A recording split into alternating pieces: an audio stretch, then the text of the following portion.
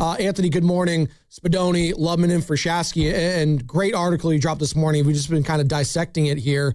And I guess I'll start here in regards to Mike Dunleavy, because we just played the sound of what he said back in May about it not being about the roster and, not being able to predict all the injuries that happened. And when, in light of all these moves that they've made and basically running it back, bringing back D'Anthony Melton, re-signing Kristaps, Al Horford, et cetera, what was this the plan all along heading into this offseason if you're Mike Dunleavy? If we would have told Dunleavy a couple months ago that this would be the team heading into August, was this the plan all along, I guess is my question. Pretty much, not that they didn't explore other stuff. Again, I put in there, there was definitely a Anthony Simons or D'Anthony Melton type conversation. They preferred Melton. Rui Hachimura is a guy that they looked at. They wouldn't have gone to the full, mid-level type number that they were willing to get to for LeBron, because again, that would have cost probably Moses Moody on a trade, and then, a Draymond pay cut that clearly Draymond was, executing only for LeBron James. So there was outside free agents explored. I don't know every trade conversation that happened. There were certainly names that they talked about, but generally, yeah, their priorities were bringing back their guys. You could tell that to the point that Porzingis and Horford were done before free agency started. I don't know if y'all remember. That was June 26th and June 28th or something like that. Well, I remember that. And real quick, Sammy, the Kristaps thing, I know fans got excited because it wasn't, a whole new contract. It was an extension. And then it's you could still trade him. And it's could he be used as a trade piece? Fans got excited again. And I guess it seems to be a disconnect, Anthony, right now, with the fan base in the front office and how they are viewing this team right now and how the fan base is viewing this team right now. And again, it's always through the lens of the star player, right? It's always through the lens of Steph Curry, and what the fans want for Steph is to see him just, one last hurrah, if you will. And they had the hope that LeBron James would, want to come here, and maybe it was a pipe dream all along. I'm reading your quotes from the head coach, Steve, saying, I didn't even think it was realistically in the running for LeBron. It's just that everyone kept saying we were. It never seemed serious to me, despite all the reports. But then I see Rich Paul say, hey, the Warriors finished top 2. So that it feels like the fan base is getting strung along with all these different reports, and they're really frustrated. Is that fair for the fan base to be frustrated right now? Yeah. I certainly don't police fan desires or angst at all. I'm just obviously just reporting what went down this summer.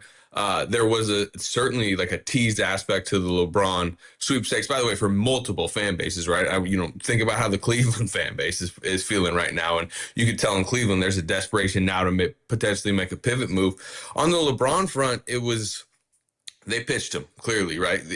As they've tried to get him in the past, that pitch was mostly player-led. Draymond was on the forefront of that, obviously. But they were getting signals. And again, I was reporting through the entire process how pessimistic they felt, and, the signals they were not getting and the hints they were not getting. And part of the hints they were not getting is the intel being gathered from a Draymond Green who's on vacation. Steph had his conversation with him. Steve Kerr, again, as we talk about hints you get throughout the way, LeBron James had a conversation with Nick Nurse prior to making the Sixers decision. He had a bunch of conversations with Sixers people in the lead up to ultimately finally deciding yes. The Warriors did not have those conversations. Steve Kerr did not talk once to LeBron James during this process. When I talk about them pitching LeBron and hoping, hey, either come on the minimum. Wow, somebody called it a team building cheat code. If you got him on the minimum, that's basically what Philly got. Or they were willing to try to maneuver some things around if he needed to get more money. But at no point were they told, hey, start maneuvering the money around, or hey, make a big splash trade and he will definitely come. Again, I think that's when you get into some of the frustrations towards the Warriors front office is, hey, should you have made the preemptive major move in hopes that would lure LeBron? Obviously, in the retrospective, Philly did that. I think it's pretty clear Philly doesn't trade for Jaylen Brown. He probably doesn't go there. Should the Warriors have done something like that? They opted not to. Fans can feel whatever type of way they want to, but I could tell you why they didn't necessarily want to throw the full cupboard at a guy like a Jaylen Brown or really get heavy into the Anthony Davis sweepstakes considering the situation. But that's just what happened. They never really felt LeBron was coming their way. And the one thing I will report, because, I think there's been some angst about like, oh, well, they just held off all their business for LeBron and they missed out on all these opportunities. Not really. They executed their plan. They left a roster spot open. He didn't decide to come. They move on. It was basically to them like a minimum guy, obviously a high profile minimum guy, but just a minimum guy just deciding to go elsewhere. Anthony, I guess just through all this, and reading all the times when your story where guys mentioned that there wasn't a high expectation, there was never, a lot of hope that he would come here. You even mentioned that throughout the reporting of this that they were pessimistic about it. There's a part of me, Slater, and I get that it's LeBron James, but there's another part of me just like, if they were never, believing that they had a chance here, why even jump into this pool with LeBron James and do this chase that, again, by and large, it sounds like they never had any faith in actually being successful in? Because they didn't feel like there was opportunity cost from an actual team building perspective. It was just it was a major upgrade on the wing for a major bargain. They didn't have to not give DeAnthony Melton the biannual exception. They didn't have to not wait on giving Kristaps Porzingis the contract that they gave him.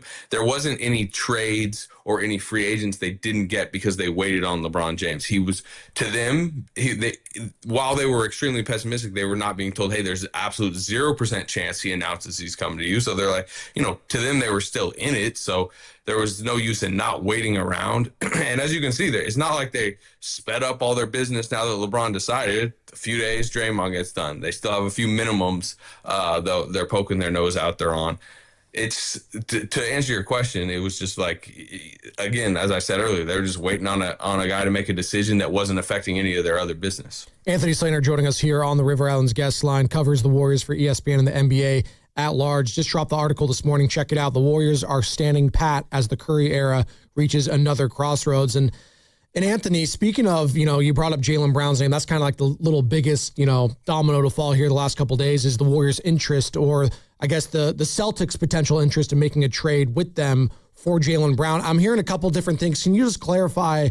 And your teammate, obviously, Shams over at ESPN, he referenced the draft and leading up to that, but also, okay, just the draft, because I was also hearing, okay, all right, continue. Sorry. Yeah. Well, look, he initially said it and, misspoke to a degree and later corrected it. He's been saying since, we're talking about it was near the draft. Okay, great. Okay, because the trade deadline was another one that was thrown out there, but that's... Yeah, that's not true. Okay. There was absolutely... Like, Boston wasn't looking to trade Brown at all at deadline, right? He's having like a sixth in MVP voting type season. It was around the draft. Obviously, it was around the Giannis heat up conversations and as Boston is actually deciding to canvas the league on Brown, right? Like this, it isn't just like, oh, they had some like high level conversation with the Warriors. It sounds like they called around the league. I think that's well known. The Warriors conversation was extremely brief, extremely dead right away. The type of price tag that was at least, floated was not something the Warriors would have been anywhere interested in exploring for Jaylen Brown and Jaylen Brown's contract and potential extension.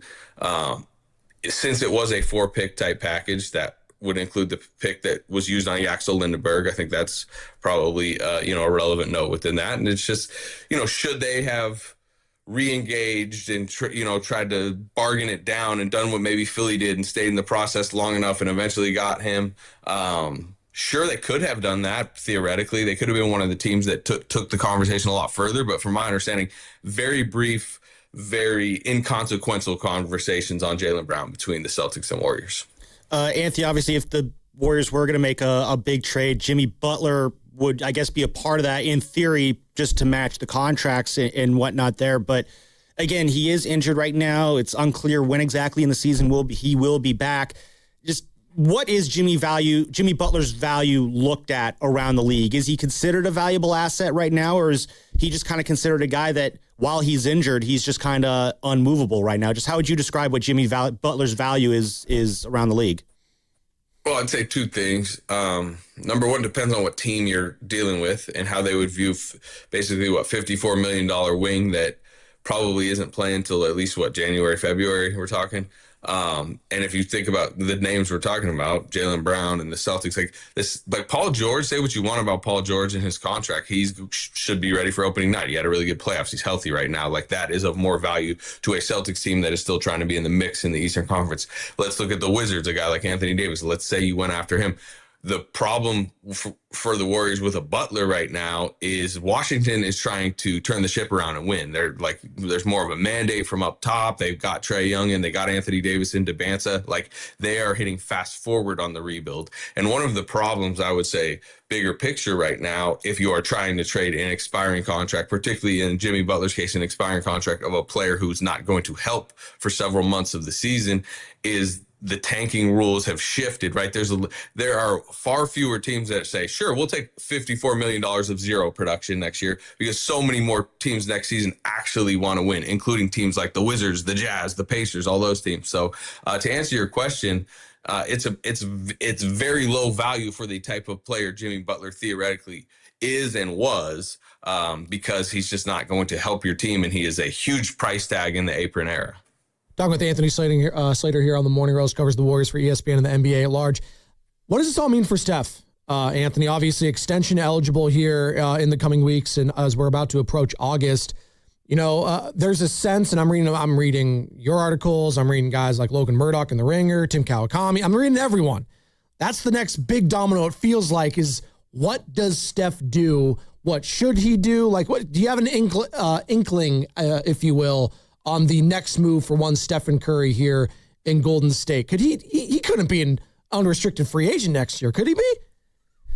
I mean, theoretically, but I reported it in that story. Shams has been saying it. There remains mutual interest between both sides on, come August 29th, when he becomes extension eligible on beefing up that contract, a year or 2 years. That's what he's eligible for, 1 or 2. Maybe you could make the argument from both sides, hey, like, it's for financial flexibility and roster building purposes, hold off on it, and you can kind of figure some stuff out down the line. But no, I personally sense that there's not like a level of pressure he's putting on the franchise at this point. I think for Steph Curry, what moving forward, I think most importantly for him is to make sure that knee and body is as right as possible as he enters his age 38 season.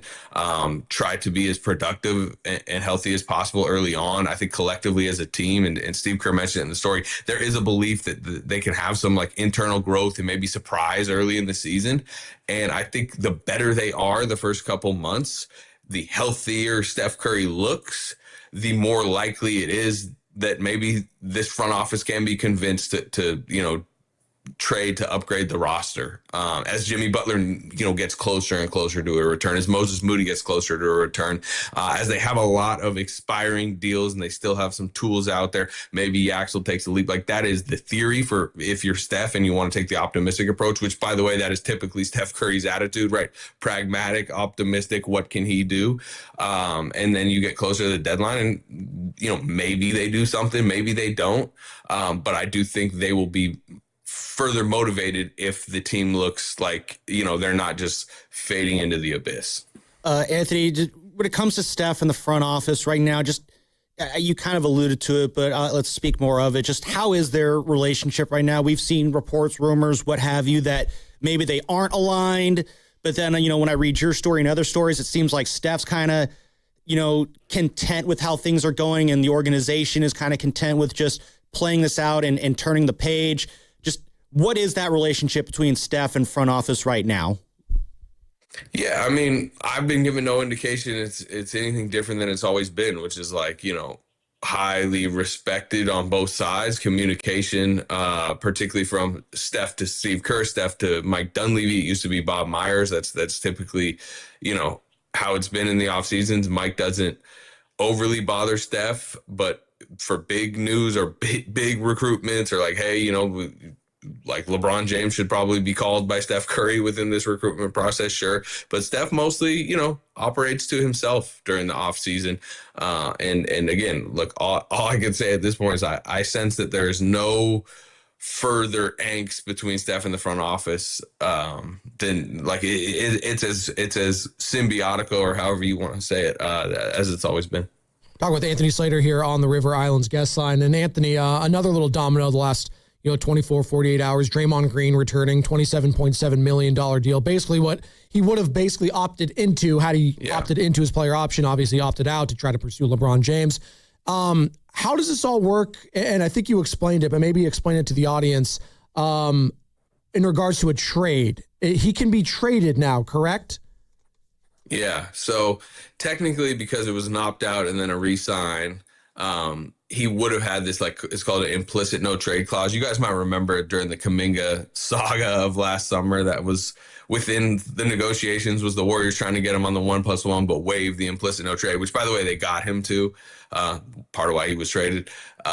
With Draymond, same thing. And part of the negotiation there was just essentially, hey, you're coming back on the exact same contract that you would have opted into. Part of that was a trade eligible contract. He'd also had a 15% trade kicker. So they made him waive the trade consent. So yes, he can be traded. He gets back the 15% trade kicker. So if he's traded, there's a bonus in his contract. And that's not them, from my understanding, that's not them saying, hey, we're doing this so we can trade you. It's at least so they have the ability. Because again, I mean, I know it's almost the cringe words of the summer, but like clearly they're blaring their signal out that they want as much flexibility and future, room and optionality and all that as possible. And part of that is Porzingis' contract, right, with only $3 million guaranteed next year, and then Draymond's being tradable.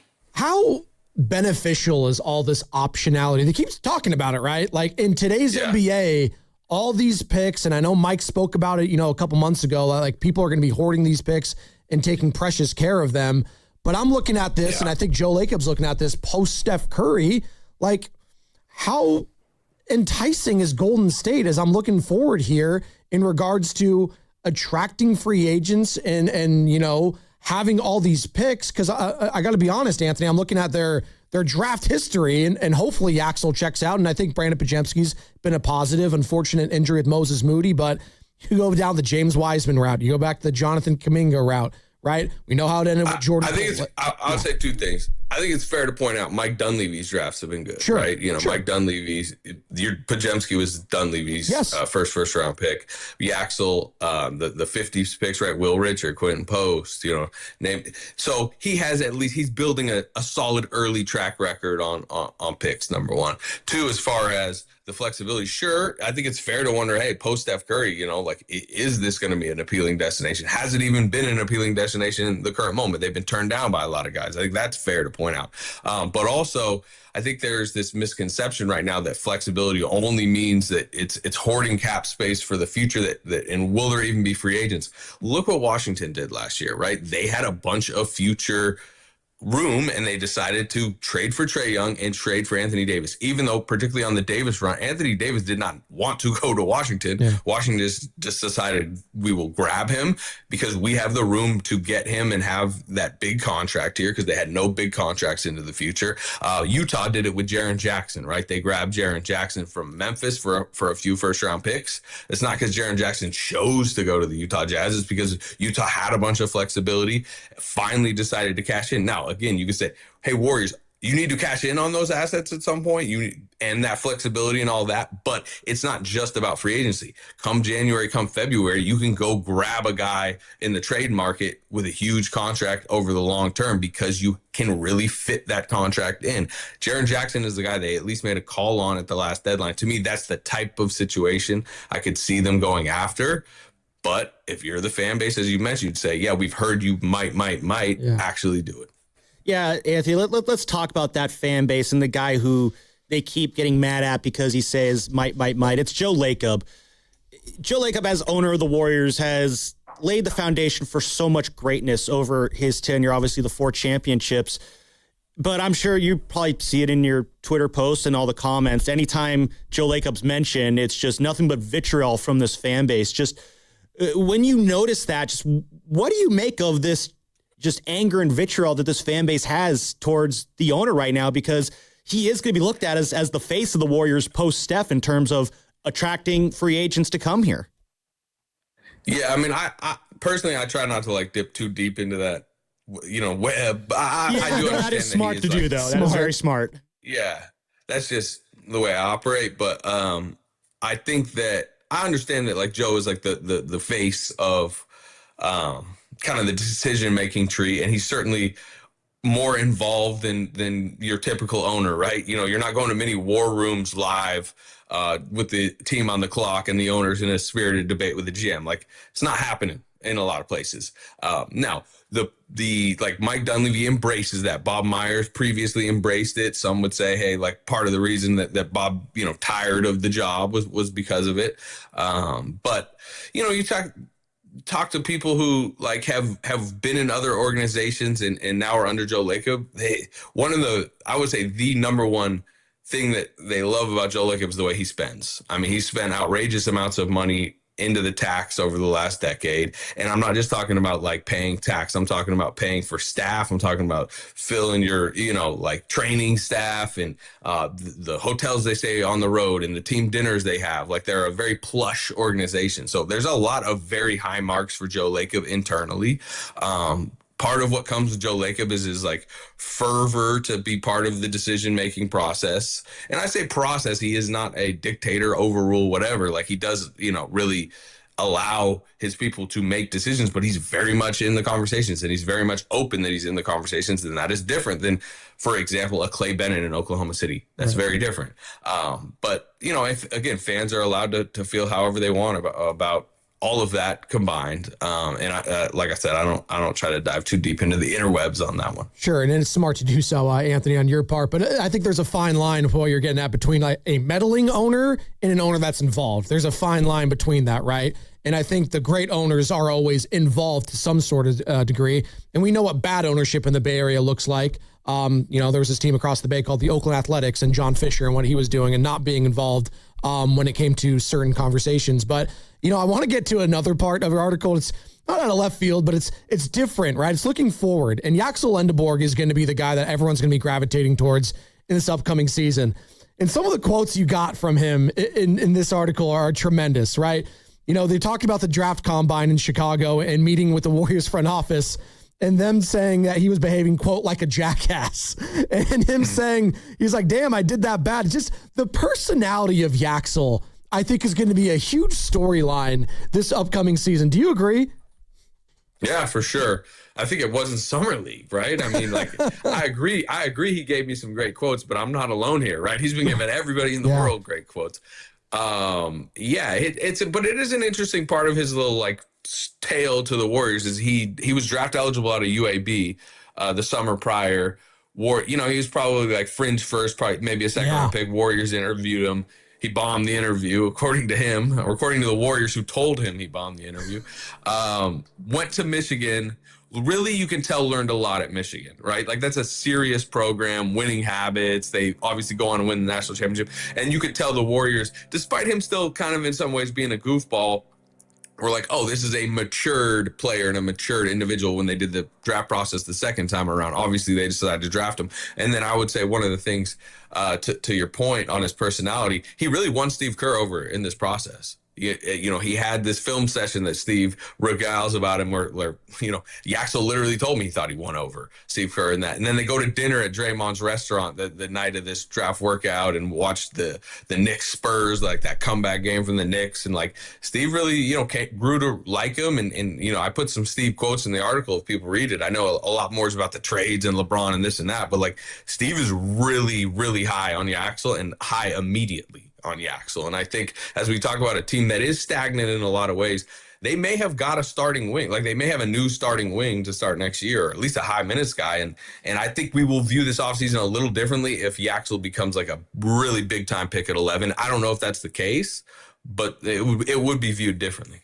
Yeah, no, Anthony, that kind of leads me into my last question here. Again, you mentioned what Kerr said about him. You know, he says, you know, it's really good natural feel, and we have a direct need for him here. He also says that Yaxel does need to earn that position. I guess right now, just what do you think the odds are that Yaxel is in the starting lineup opening night? Yeah, you know, I think training camp will matter. I think Guy Santos, you know, the comfort level with him and like how many games he started last year. Like I in no ways think it's some like, oh, lock it in or he's the favorite. But if he plays extremely well in camp, They have a need because of the injuries on the wing. And I do think they want to fast forward his developmental process. That's one thing you get when you talk to them is like, you know, some of the pains of the past and how they didn't maybe develop guys as well as they could have. Like, they want to get it right this time around. And I think part of that is like lots of minutes early on for Yaxel. If that's starting, if that's 28 minutes a game off the bench in the first month, regardless, you're going to see him play a lot.